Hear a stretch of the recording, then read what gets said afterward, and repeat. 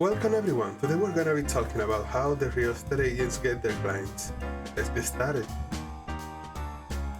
Real estate agents have several strategies to attract clients. Here are some effective methods. The first method is by networking and referrals. This can be done by building relationships, attend networking events, and partner with local businesses. Building relationships is about getting closer to past clients, friends, families, and other professionals who can refer potential clients. Remember, most of your clients will come from your circle, so make it bigger. Attending events. You can join local real estate groups, business associations, or community events. Just go out, meet new people, and eventually some of them may know someone that needs something that you can offer. So get out there. And also you can partner with local businesses that are like in the same area of the real estate. For example, mortgage brokers, contractors, and home inspectors. Another of the options is having a presence online and digital marketing. I will divide it in two, the free ones and the ones that you need to pay for. For the free ones, you can just use platforms like Facebook, Instagram, LinkedIn, and Twitter to share market insights, property listings, and success stories. You can also create valuable content such as blog posts, videos, and infographics that provide tips and insights about real estate trends, home buying, and selling processes. You can also develop a mailing list and send regular newsletters with market updates, new listings, and useful real estate advice. On the paid options, we have optimize your website for search engines to increase visibility when potential clients search for real estate services in your area. And the other paid method is paid advertisement to target a specific demographic and attack potential buyers and sellers.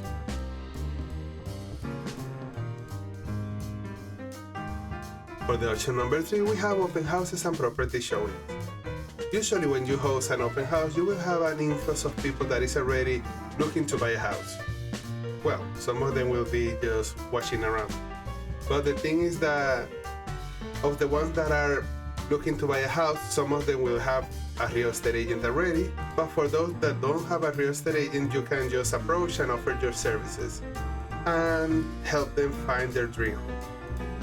You can also provide a virtual showing to those potential clients that may not be able to attend in person.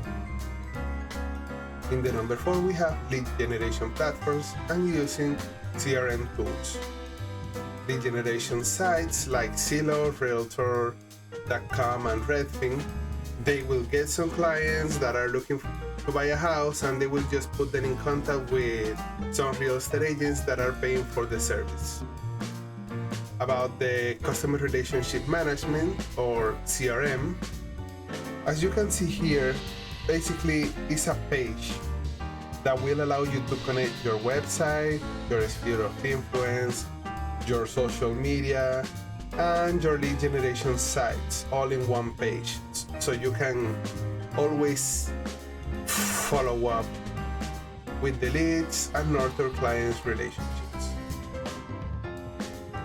On the number 5, we have direct mail and print advertising. You can always send out postcards and flyers to target neighborhoods with details about recent sales, market trends, and new listings. You can also advertise in local publications like magazines and newspapers to reach a wider audience. On the number 6, we have community involvement. In these ones, you can sponsor local sport teams, community events, or charity functions to increase visibility and build a positive reputation. You can also offer free workshops or seminars on topics such as first-time home buying, real estate investing, or home staging to attract potential clients. In the number 7, we have client testimonials and reviews. You can ask your satisfied clients for testimonials and showcase them on your website, social media, and other marketing materials. You can also encourage clients to leave a positive review on platforms like Google My Business, Yelp, or Zillow. For number 8, we have cold calling and door knocking. For me, the hardest ones, because I haven't get rid of the feeling that I'm bothering someone if I'm just calling or knocking at their door without them asking for any service. But it's a little easier when you call potential clients from a list of expired listings, because you know that they were already trying to sell their home, but they couldn't for some reason. But you can show them the different listing sites, you can offer open houses, you can offer online showings, and all these different things may help them to find the buyer that they require to close the deal. Other options is just calling homeowners in a specific neighborhoods. The same with the door knocking. You visit a neighborhood where you want to gain more listings and introduce yourself to the homeowners. For the number 9, we have leverage technology and tools. You can use apps and platforms like Zillow, Trulia, and Realtors.com to list properties and engage with clients.